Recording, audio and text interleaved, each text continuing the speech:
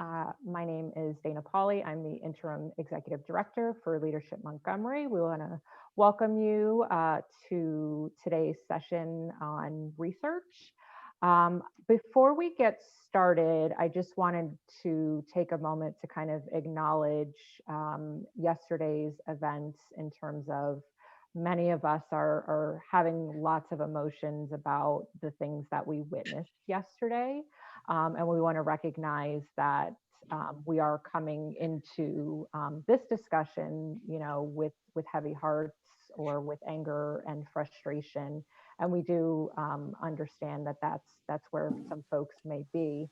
Um, it would have been easy to push this off or to reschedule for another day, but this is such a timely discussion, and as we start to think about what's going on, with the vaccine rollout, and as we continue to see cases on the rise here in the area. So we thought it was important to keep the discussion for today, and to also give us a little bit of a moment away from some of the trauma that's been that we've been exposed to. Yes, as Sylvia said, connection with other leaders is especially female leaders is especially important today. So before I turn it over, I want to let everybody know that this is an interactive discussion. If you have questions along the way, please feel free to unmute yourself and ask those questions. I'm really excited for the opportunity to have Westat with us today. Westat and Leadership Montgomery have had a longstanding relationship, and they are currently co-sponsor of our core program. And we're really excited to have Kerry Levin here from Westat to speak with us.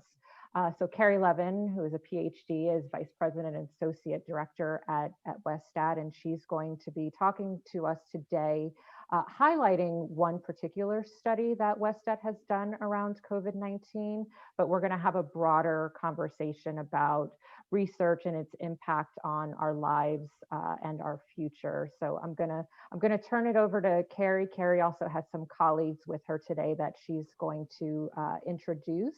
So I'll let her get started with her presentation, and then when she's done, we'll start our Q&A. So thank you all again for being here. Thank you, Dana, for inviting me. I am beginning a very nice relationship with Leadership Montgomery that I'm very proud of as well. So I'm going to be talking about, the slides are going to come up, yes, in a minute. Okay. Yes, they're coming. Okay, I'm going to be talking about, as Dana said, a study that Westat did with Stanford, and I want to acknowledge two of my co-authors, Jill DeMatteis and Jocelyn Newsom, who are both here and are going to be happy to answer questions as they come up. Jill is a statistician, a senior statistician at Westat, and Jocelyn is a survey designer, senior survey designer. So we've got all parts of the whole here. And with the number of people, I really like to keep this kind of informal, although just because it's a PowerPoint, it's a little bit formal, but feel free to, because I'm going to go off script, I know I will. So feel free to ask questions as we go along. Next slide. I don't know how much you guys know about Westat, so I'll just give a very brief overview. We are employee-owned, which is a nice feature. We're in Rockville, right off of Research Boulevard, for those of us who are sort of here, I guess. We're about 2,000 employees. We conduct studies for the government and private sector. And Dana asked me the other day, so I actually added this point, that about 90 to 95% of our work is with the federal government. And mostly our work is in health and epidemiology, economics, education, transportation, and today you have 3 people from statistics and survey methods content domain. Next slide. The next slide makes it sound formal, but sorry about that.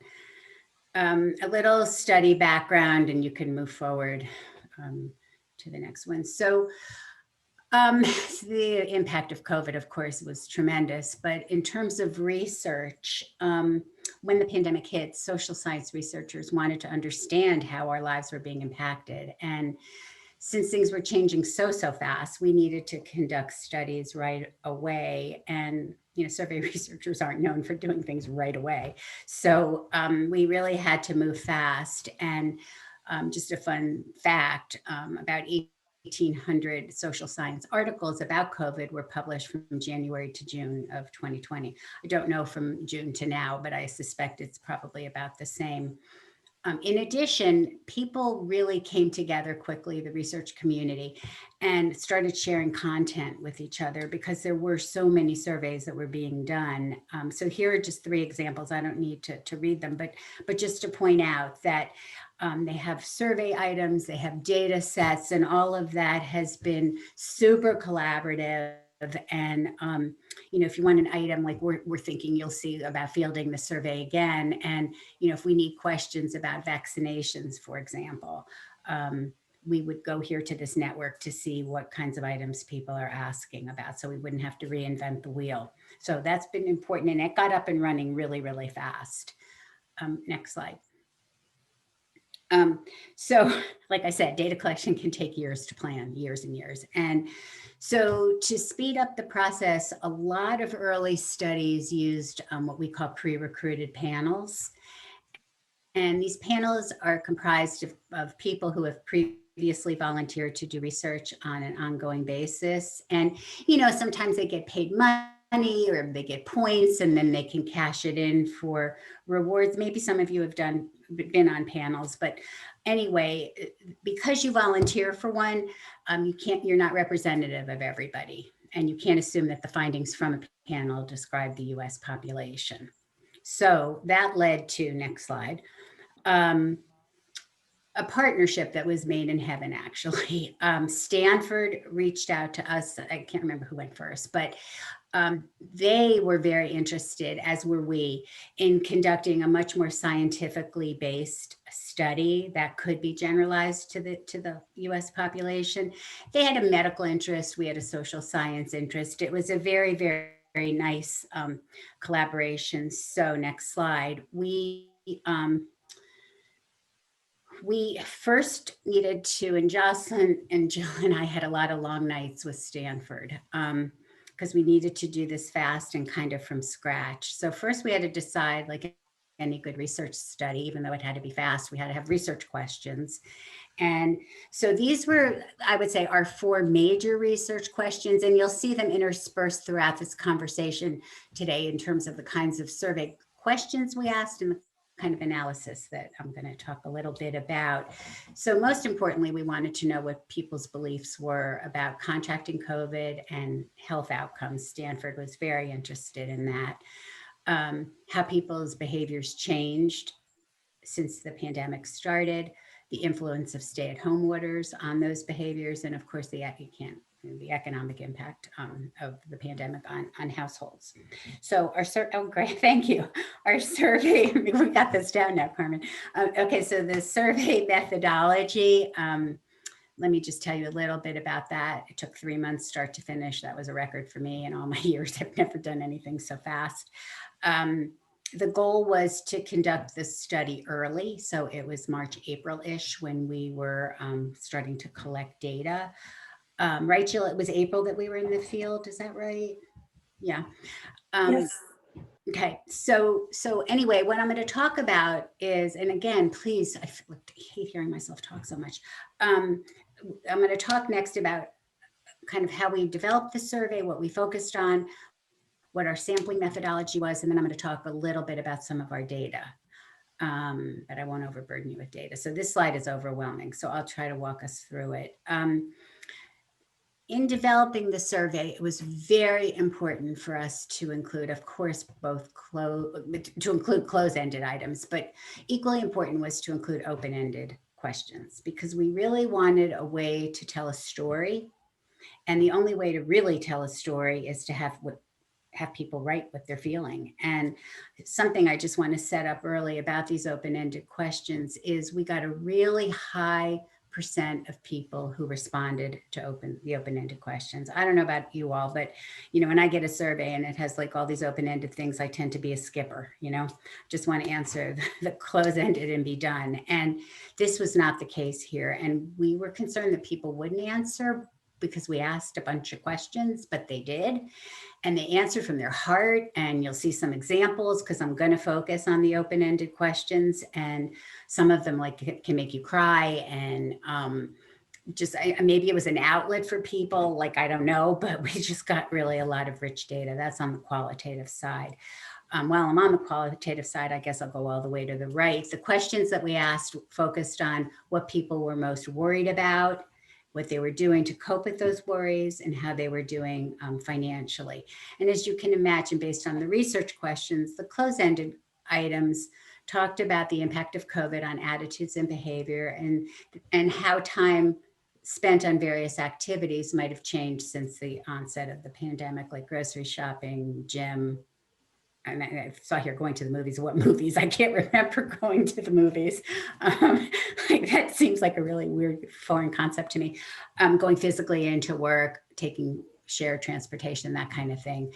We asked about the compliance with stay at home. We asked about people's beliefs about risk, reported symptoms. There were a lot of questions Stanford was interested in on what kind of symptoms people reported, whether they got tested or not, those kinds of things. Changes to income, spending, and overall kind of financial status. So that's kind of what the content of the survey was. It took about, it seems like a lot. It took about maybe 15, 20 minutes or so for people to respond. Next slide. So this is where Jill can correct me. As I mentioned earlier, the real important thing for both Stanford and Westat was to do a nationally representative study. So that meant not using a panel. So what do we mean by that? What we mean is that we randomly selected respondents who represented different segments of the US population. So some examples: urban versus rural, young versus old, high income versus low income. All of those segments were covered in our sampling design. And we use something called address-based sampling, or otherwise known as ABS. And it's a technique where you get a list of residential mailing addresses in the United States. You then randomly select households from those lists, and then you randomly select an adult within the household. So that's kind of how that design goes. Jill's nodding. She's not gonna correct me yet. But anyway, if people have questions about this later, we can go into more detail. I wasn't going to go into any more detail about it now than to say that that is a very important feature of our study. Next slide. So we had a minute to think about what methodology we should use to collect the data. And so, I mean, this slide's so fast to see, but, just to walk you through it, like a telephone survey, I don't know how many of you pick up your landline. So, that really probably wasn't going to be a very good idea, and it's expensive, and, just people don't pick up their phone.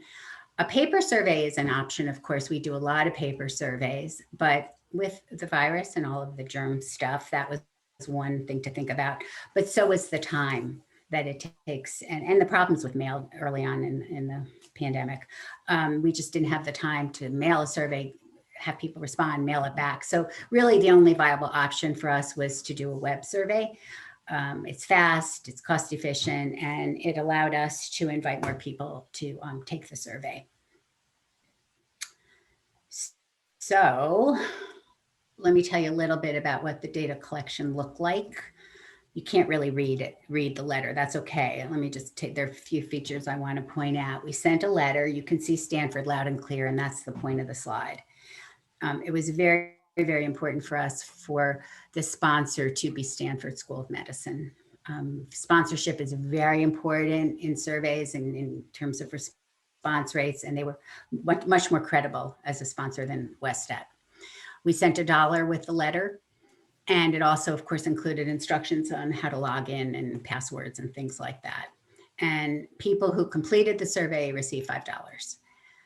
Now, typically in surveys, you send many reminders many different ways. You might do a telephone reminder, you might do a postcard reminder, you might do just lots of different things and many times over the course of a data collection. We didn't have that time, but we did have an opportunity to do one follow-up postcard, and that happened 5 days after people got the initial letter. And again, the point of this is you see Stanford loud and clear. That was just the point that we wanted to make. So that's what people got in the mail. And Kerry, the $1 incentive and the $5 that people received for taking the survey, was that money provided by Stanford or was that provided by Westat? That was provided by Westat. Thank you.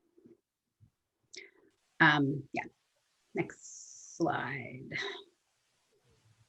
I'm going to talk a little bit about the findings. First, we want to be very transparent. Our response rate was 10%. That may seem low. You may be going, really?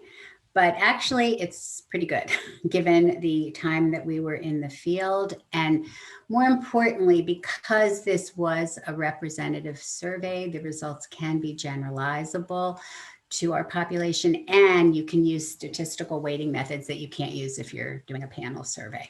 So we were pretty okay with our 10% response rate.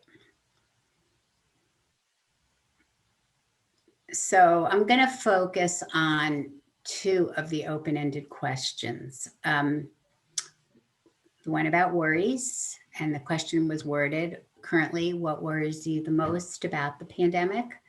And then the other question is about how people were managing financially, and that one went, please describe in your own words how you are managing financially during the pandemic. So when we looked at the data, when we looked at the worry data and then the financial data, because these were qualitative comments, we initially put them into 3 buckets in terms of how they were coded. First one was the impact on personal health. People talked a lot about the impact the pandemic would have on the health of themselves, their families, their friends. That was one bucket. Another one was the impact on the healthcare system. The impact of the pandemic on the availability of healthcare services. Some of the quotes are pretty, you'll see just exactly what's happening right now with hospitals and so forth. And then finally, the impact on the economy and society and how the pandemic would impact the US economy and society generally. So those were our 3 buckets for worry. So when you talk about personal health, I'm going to tell you a little bit about what these people tended to believe. They thought that the pandemic would last a while. They thought the health consequences of getting COVID would be quite severe. And who were these people? They were female, Hispanic, and financially vulnerable. So there's some examples of quotes, but the one that made me cry, and it still actually almost makes me cry, is the first one. That says, I worry most that I'll catch it and carry it to my grandma. I don't want my grandma to die. I love my grandma. There were a lot of those kinds of quotes, or that kind of response that we got.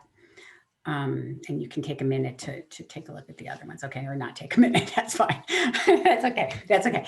And then in terms of the impact on the healthcare system, these respondents tended to believe that the pandemic was going to last for a while, that COVID-19 was serious, but they could take precautions to limit their risk. Who were they? They were female, white, they had a higher education, and they tended to be financially secure.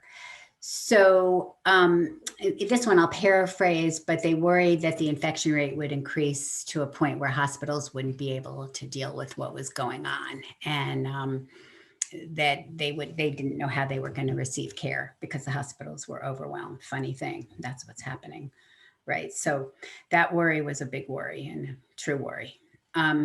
In looking at the impact on the economy and society, these respondents tended to believe that the pandemic wasn't going to last very long, that the health consequences of COVID wouldn't be very severe. Who were they? They were male, highly educated, and tended to have a higher income. So these were much less personal because, of course, it was a broader worry, worrying about food insecurity and global economic collapse and those kinds of issues. In managing financially, we kind of broke that into two. I mean, not too surprising, right? One group were experiencing a lot of hardship that as a result of the pandemic, and then the other group where it wasn't impacting them at all, or actually impacting them in a positive way financially. So those were the two buckets for that. And again, these findings are not going to be shocking to anybody who these people are. The respondents who described experiencing hardship, I mean, they lost a job, they couldn't pay their bills, they had increased expenses such as grocery costs. And this financial hardship was more likely seen with those with an income less than $25,000, those who were young, and those who worked on commission and who were women. And so this one is an example. I'm managing my worrying. I have been juggling bills. I've been selling anything I can online. So we heard a lot about that, people selling things. So for those whose finances are the same or better, they didn't have a change in job or income. They had decreased expenses because of reduced spending on entertainment, travel, or eating out. Their finances are more likely to be the same. Who are these people? They're 30 and up, white, and married. So the kinds of quotes, go back just one second, the kinds of quotes that we heard were, I'm actually putting money in savings. I have smaller expenditures on entertainment kinds of things. Can't do anything, so I can't spend a lot of money. And so next steps, what are we doing moving forward? We are very much hoping to field the survey, hopefully around the same time, March, April of this year, to better understand how things are changing. And I'm imagining they've changed a lot. I think in our own lives, I think we can see that it's changed a lot, especially with if we ever get a vaccination. And we too are providing our data to these different sources so that it can be used by our colleagues. So that's all I got. And I would love, because I hate listening to my voice, I would love to hear people if anybody has any questions or comments or anything. Thanks, Kerry. Appreciate that presentation. You probably should have told me you hated the sound of your voice before you said you would do this conversation. But I want to thank you for highlighting that study for us.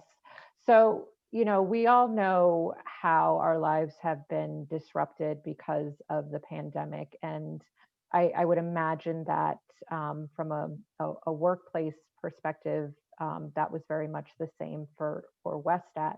How did you all need to adjust to doing your work in a time where you're not as likely to be able to meet with people in person? Do you guys want to answer first, and then I can fill in? Jocelyn, how about you? Jocelyn, you want to say? Sorry, let me unmute. Yes, I mean, I think like with most of us, it was really uncertain how long it was going to last. There was a lot of scramble to figure out technology that we had various levels of literacy with before, I think, and to kind of get everybody on the same page about that. And some of it too is just kind of realizing what you didn't bring back from your office. There are a lot of books I really missed that are in my office. But I have to say overall, I've been impressed by how well we've adjusted in terms of being able to collaborate with people. Technology just makes a huge difference in terms of, some things necessarily slow down our work, but in terms of meeting with people, talking through ideas, I feel like that's something we're still been able to do. Thank you.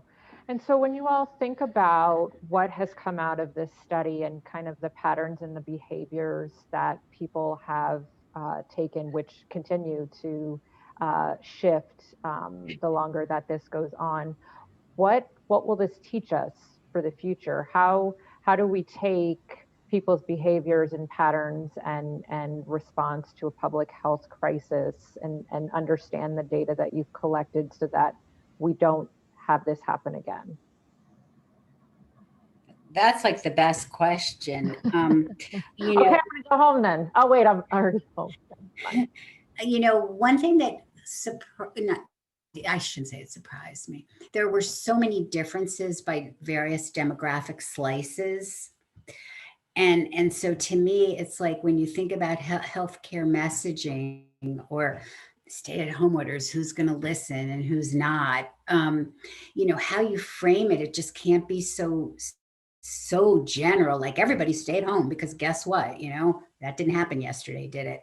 So I think that if we can have any impact at all, it's that we can say, you gotta change the way you say things depending on who you're saying it to. And even if you're saying it to a big population, you can't say it the same way because people are not hearing it the same way. And at least that's my opinion. And I hope we have some input into messaging because we saw very clear differences in the data. Let's just say, that I don't want to go into too much detail about that, but they're very clear demographics of who listened, who didn't, that kind of thing. And how could you reach those people who didn't listen? That's something that's been in my head. Like, what could we do differently as a public service announcement or something to make the people who don't listen? Like, I don't know. Yeah. When you think about, all this data that you have that you've collected, what happens with it? Does it get filed somewhere? Do you have like a library of all of the studies that you all have done? How do you keep the integrity of the information? And does time limited study just get filed somewhere, or do you continue to build on it in your other work? So Jill, you wanna talk about the you want to talk about the Stanford article or? Sure. Yes. So the researchers from Stanford have also done some analysis of this survey data, and we can't really talk much about the particular findings that they've had, but there is continued analysis of the data from this particular study. I would expect that if we're able to launch the follow-up study that Kerry mentioned this year, there would be a lot of benchmarking and comparisons. How have things changed over the course of this year in terms of people's attitudes, behaviors, concerns, and so forth. So yeah, it's definitely not I wouldn't expect it would be a data set that would sort of be filed away and put to bed. I think it's, looking at how things have changed will be a very valuable lesson. We'll submit articles to journals, which is, kind of what we do. We'll submit abstracts to conferences with the data that we have right now.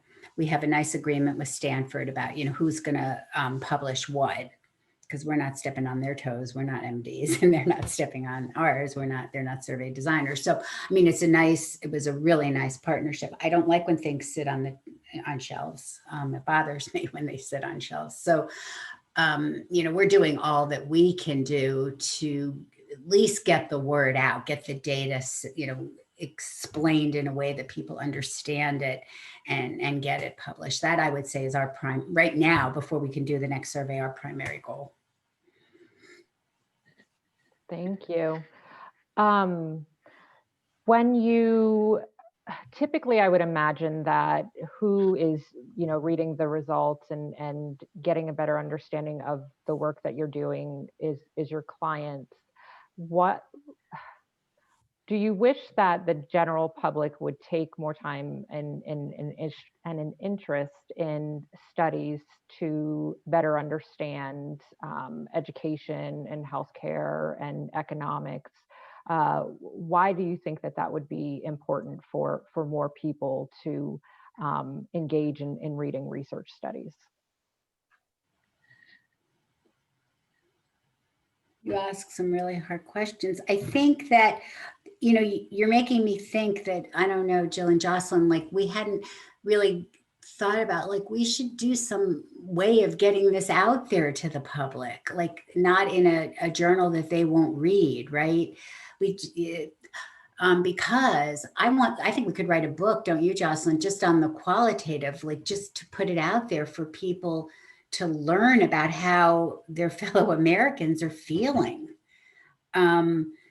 To me, that would be really, really important. We hadn't really thought about how to get it.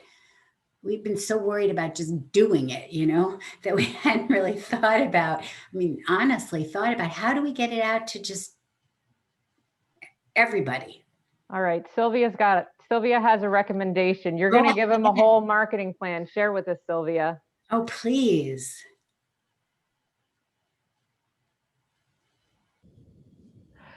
She said make a TikTok video. She said it was tongue in cheek. Sylvia is not shy. I'm not sure why she's not unmuting herself, but it's fine. Can I just add? Sorry, I think the importance of studies like this, and social science research in general, is that nowadays so much of what we hear and see is anecdotal. Social media, is where a lot of people go for their information. And so to be able to put out the results of hard science, research like this, and be transparent about the methods and really communicate, that this is not anecdotal. This is hard research, is important nowadays, and perhaps more important than ever. So Sylvia, you're going to tell us how to do that? We need help. That's tongue in cheek, because I've got gray hair. I don't even know TikTok, but I just know that unfortunately, sound bites, video bites, small pieces of information are considered more real news than reading the Washington Post and the Wall Street Journal that I do every day. So, that's the sad part. And yesterday you saw the results of some of that. Yeah. Can I interject a couple of things here? I think this is fascinating, and I applaud you so much for doing this. I've found myself in a very interesting position. My husband's a virologist, and he had actually kind of pulled back from the field, but is now right in the center of it and running a testing center in the West. He's only half-time here and half-time there. And it is very high level testing it's a saliva test that can tell the viral load. It can tell all sorts of things that the nasal ones can't tell. And he's getting into a lot more research about what it is and what it isn't, and some of that is counter to what some people suspect and so forth. He's working with hard science with it. And so we had this type of conversation, but the other side of it is we are approaching something with our foundation. And I had Madison House Autism Foundation, and we have a farm out in Dickerson, Maryland. It is a 400-acre farm that ended up in our laps. We had not intended on this. And just shortly before a gentleman in the area died, he left us the farm with a mortgage, but nonetheless, we have been working with aspects of health and healing very much for those with disabilities, but our goal is to work with community and health for everybody, as well as some job training for individuals with autism. That's a long way to come to a point that we are starting to work on, and the type of research that you are doing we are very, very interested in for many other reasons. We are starting to, we put together a program called New Day, and that is to bring first responders that have been dealing with all of these issues out to the farm for a day or more. They can come more than once to be able to be in an environment away from emergency rooms, ambulances, police cars, grocery stores, and to start to explore how they can move forward again, being put in a new environment, maybe getting some dirt under their fingernails and working a little bit on the farm, as well as being around other people and formulating relationships and friendships that we have all been aching for and have not been able to really make friendships. This is wonderful that we're all talking, but I don't know if we're going to be talking tomorrow. So we've got a short relationship, but not necessarily a friendship, and people are aching for friendships and, you know, deeper connections. So we've been talking to a number of people around the state and around the county, and we would like to see research into this, because this is not going to be the only trauma of this nature that's going to be happening. And in talking to virologists, there's going to be other types of things. We've had 5 things over the last, 2 decades, 3 decades, SARS and Ebola and so forth. That could have been a lot larger, but we're going to have other things. And we're very interested too, kind of in a continuation with some of the things that you're talking about, and finding out how you can help people recover from the trauma, because there's a lot of people that are going to have PTSD. There's people that are going to be hurting for years because of the things that they have experienced and seen in hospitals, or the rejections that they have felt as they've been trying to be kind to somebody as they're buying their groceries. And people now with masks are being very curt and very disrespectful, but nonetheless, they're sacrificing for us. And I'd like to see some sort of a continuation with this to enhance the types of things that you have been researching. What have been the attitudes, and then what are the realities of people who are dealing with these things? So we might have information assembled and put together that can be drawn on in the future. So maybe it's not something quite as infectious, but something nonetheless catastrophic. How do we help people heal after this kind of an experience? Thank you for that. So several of us from the LM team were able to visit the farm over the fall because we had session days there. And I will say I was there in October.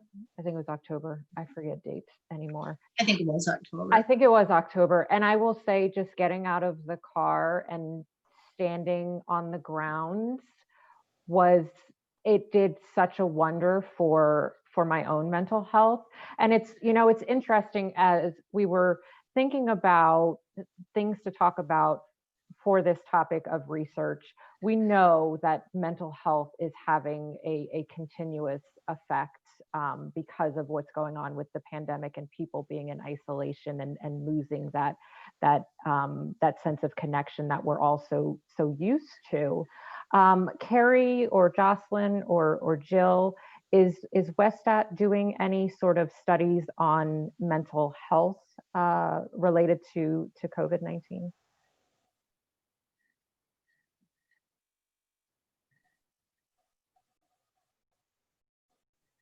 If Sorry. not, we've got opportunities. Well, yeah, give me a call. I'm telling you. So that's not, I have to say that there is somebody on from Westat, and I don't want to put her on the spot, but she is more of a mental health expert. I don't know, Carla, if you want to talk, but I do not know of work currently going on that's focusing specifically on mental health and COVID. Yeah, Jill, this is Carla. I don't either, but I just loved what you were talking about, Jalen. And as an aside, I'm a beekeeper, and a few weeks ago I went to our farm and felt the same exact thing, just standing in nature. But I do think that I think there should be evaluation studies that come out under this new administration I anticipate an enormous amount of fallout in the mental health arena. And I think the more that we can prepare and think about where are those areas. I mean, my area of child welfare or substance abuse recovery is just one, the criminal justice system. I mean, I would anticipate this work coming, and I think the more we can strategize around getting prepared or Yeah. proposing some. If anybody is interested in talking about this, this is the first program of this nature that we've seen around the country. And looking at your B right here that you've got on, one of the examples that we want to use is bringing people together and using farm-based examples. And if you show a hive that has been assaulted, what happens to that hive? What happens to the worker bees and the nurse bees and to the queen bee when there is an attack, and how do they come together and how do they survive? Well, are there interesting lessons that can come into our well-being? But Jalen, I would just have to disagree that there's a lot of farm-based, horticulture-based therapy programs. And there's increasingly a lot around veterans and PTSD. So I think there are likely models out there exist. Maybe not for this pandemic slant, but I don't think they're that dissimilar. Well, I think we've got some of the things going as far as the program. I want to track where somebody is before they come. Yeah, the research, where they are during that time, and where they may follow up and have additional questions afterward. Kind of like if you're walking through the woods and you snag your pants on a thorn, if you use a needle and thread, you can do one stitch and you can keep the entire pant leg from ripping. Can we do some incremental things that are smaller things that can keep people from falling apart entirely by placing opportunities in front of them, and especially after major group trauma of a huge level? It's a little bit different than veterans, because yes, that's been a large group, but they come home and they're assimilated into things and they're still kind of separate. We've all been experiencing things, and I think it would be a valid bit of research. Absolutely. Well, one of my, somebody that I know is in charge. So they are doing work. The government is working on this issue. And she is in charge of the psychological effects of COVID on people. And she knew about this virus. She told, my mom and hers are in the same memory care facility. And she told our facility back in December, a year ago, December, wanted to make sure that we had not evacuation, but isolation units. If something like, so she was telling them, so they were, people were warned. NIH has known about this for a while, and she's got I think she's got a PhD too in psychology or whatever, but they are working on this, and she's working round the clock. I know that they are.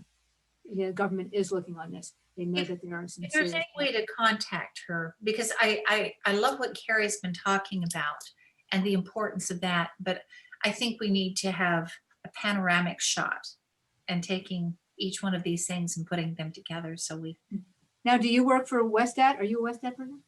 Me? No, actually, the former head of Westat is my vice chair on our board of directors, Jim Smith. So we tie in a different direction, but he has just recently retired.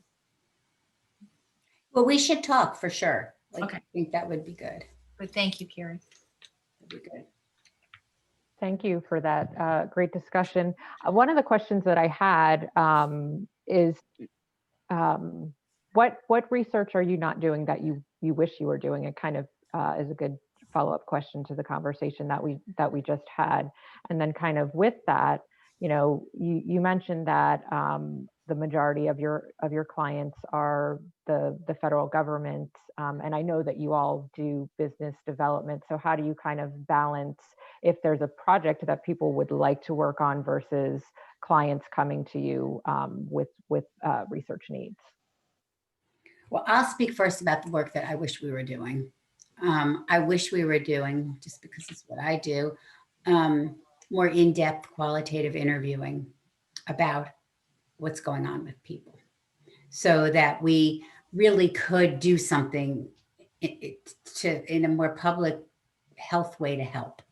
Because our data just skims the surface. I mean, to me, it was super helpful, but it's not deep. And when I say, like not long interviews, but, 45-minute interviews with people where we really could understand what they're going through, I would really like to do that. I don't know, Jill and Jocelyn, if you want to answer the first part of Dana's two-part question, and then we could go to the next part. Yeah, I think another area that it's increasingly seems necessary is research into vaccine hesitancy. As the vaccine is rolled out, what are reasons that people might be hesitant about becoming vaccinated? And we actually have a grant proposal into NIH with some researchers from New York University to study this. So hopefully, if that's awarded, we'll be able to start, looking into that more. And in the Time to Stanford survey, we plan on doing a lot of exploration of that topic as well. I think if I could just give you one concept, one of the public health lessons I learned in my education was using the word shots is a huge barrier. And that is now increasingly entering the public messaging around vaccines. Mm-hmm. I mean, shots has a totally different connotation in urban environments. So I just want to tuck that in your mind in case that's something you are able to research. Jocelyn, you want to join me on those qualitative interviews, or have you got something else you want to propose? I definitely want to join you on the qualitative interviews. As you pursue that, there's another connection there, because I think one of the big things, at least in the United States, that has been one of the barriers has been the conversation around vaccines with autism. And I think that has frightened a lot of people, and that is carrying over into this because of the anti-vaxxing situation. And I could get into that with the scientists and so forth too. But I wouldn't be surprised if you would find a lot of that conditioning really at the root. People may not be consciously aware of it. I also wonder, and I think maybe the Stanford survey could talk about this a little bit, but I don't know what the rules are going to be about vaccinations and going back to work. Like, will employers require that everybody be vaccinated? And then what happens if you're an anti-vaxxer, or you don't want to, or like, do you lose your job, or are you allowed to work at home, or like all of those kinds of things? I think this whole vaccination thing is a huge, big deal that I think we haven't uncovered at all. And then the autism thing just adds another layer to it. But I'm hoping we can ask a bunch of questions about that. You may want to check, there's IQ Solutions, and IQ Solutions has the charge of getting more volunteers for some of the vaccine trials out. And so they're dealing with some of these things right now. And so I don't know if you can tie in with any of the things that they're finding out as they are trying to make certain that the nation can receive vaccines. And they're locally based right here. No, that's, so I'll start to answer the other part of your question. Maybe I'm going to mess it up, but I think that, we're a profit making company, let's just put that out there. So, we bill our time, all of that, but I will say, and I will say that about Jocelyn and I have worked together for a really long time. My team does small research. We do small projects. And so we do projects like we're doing for Montgomery County. We don't do, Westat does these multi-million-dollar huge data collection projects. Doesn't suit my personality. Dana knows me a little bit. I couldn't do something forever. It would make me go stir crazy, I think. So I have to do tap in, do interesting things, do different things. And so to answer your question, I think that Westat has the flexibility because of these larger projects to entertain those of us who are more interested in smaller things that may be less profitable, I guess, but we don't typically do work for free, but sometimes we do. And, we volunteer our time a lot. And so I think it depends on who you talk to about what their attitudes are about that. Yeah, that's at least my perspective on it, because I'm one of those people who doesn't, who gets to do the fun little small projects. Thank you. So we have about 5 minutes left. And I just want to make sure that if you have a question and haven't had the opportunity to ask it, that you do so. I see people thinking. Yeah. To follow on what Dana asked, I thought her original question was, what kind of studies are you thinking about doing, or have you not thought about doing that maybe we could suggest or something? I don't know if that was one of your question or not. But one of the things that I'm really concerned about with the COVID is this, our next generation, the kids. And I'm talking all ages. So you have the infants that either are now growing, for a year they've had their moms at home, or the opposite, and then when the mom has to leave, those are ramifications. The kindergartners that had never been to school before, and they're doing it at home. And then you have I feel so sorry for the college kids. I really do. That was the best time of my entire life. And it's not for them. Those are long-term studies. And Kerry, I know you said you don't like long-term studies, but I think it's important to follow these kids for maybe 10 years. I really do. And see how they progress. Because this is our future. Yeah. I think I'll tag on to Eileen's comment. Aileen, yeah. Eileen's comment, because I've been sort of trying to grasp, because the title was "What Will COVID-19 Teach Us?" I'm on the business owner end who works with businesses. And so I'm talking to small business leaders who are, how do I deal with my workforce? Number one, coming back and maintaining my business now. So we're dealing with some of those more concrete issues, but also we do a lot of personal development, professional development work on the leadership end for the next generation, emerging leaders. And due to the high schoolers, the high school junior, senior, and college kids who are not getting that socialization, they're not learning how to negotiate and how to communicate eye to eye and face to face, and not learning the sales skills, which are really people skills. How do you read a body? How do you network? Those are going to be influencing some of the programs that we in our business actually try to market to business owners to say, hey, your employees are going to need this.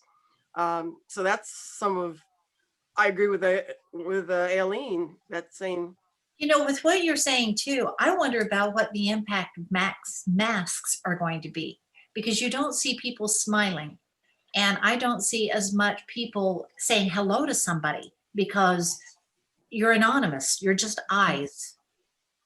And I wonder how that's going to impact all of us. And can we regain things if we can't hug, shake hands, and we can't see somebody's mouth? You know, we're It kind of scares the heck out of the dogs we pass, because as we're walking in the neighborhood and the cute little dog comes up, we just did this today, 2 of them, and we're like, oh, you're so cute. And they were just like, whoa, don't touch me. And I think it's our mask that's scaring them. So. It's funny. Interesting. Wow. So this was such a great conversation, and I think, you know, I want to thank everybody for that attended today, and I'll thank our speakers in just a moment. We are seeing the impacts that this pandemic is having on us, from a health perspective, from an education perspective, from a social perspective, and from an economic perspective. And I think we can all agree that there is definitely a need to research this time in our history, so that we can be equipped to be there for each other, to recover from this, to have resources in place for our youth so that they can become productive, educated citizens, and to figure out how we can regain those connections. That connection was the biggest piece that I think I heard from people, and trying to better understand what this moment in time is going to teach us for moving forward, because, you know, it's been almost a year since most of us have had hugs with people that we would normally hug, or you know, see each other, share a meal, things of that nature. I want to thank you, Kerry and Jocelyn and Jill, and I know there are some other Westat folks that are on the phone, and Carla, you provided some information for us as well. Again, I want to thank everybody that attended. In light of everything that's going on, this conversation was exactly what I needed right now. So thank you. It was just an opportunity to connect with really smart, engaged female leaders who are trying to figure out how we keep going, and what we're going to need to keep going. So I thank you all for your time today. Kerry, do you have any last words that you want to share with everyone? No, I want to thank everybody. I mean, I think the conversation was great. I didn't know what to expect, and I think it was really, really good. And Sylvia, I'm going to make a TikTok video. I'm going to get Jill and Jocelyn together, and we're going to do a TikTok, and then we're going to send it to you, and then we're going to have you approve it before we get it out there. I am kidding. Well, you'll have to teach us all how to use TikTok first, because I don't think any of us know how to. I am kidding. That's the best thing, though, that was sent today. I love that. But yeah. I just don't know what to do with it. But no, thank you. And thank you for the opportunity. We need to ask a 13-year-old. Yes. Yeah. Right. Yes.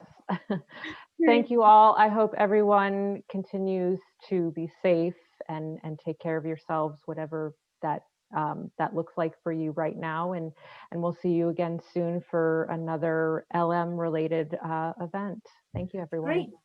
Thank you. Well, nice meeting you guys. Thank you.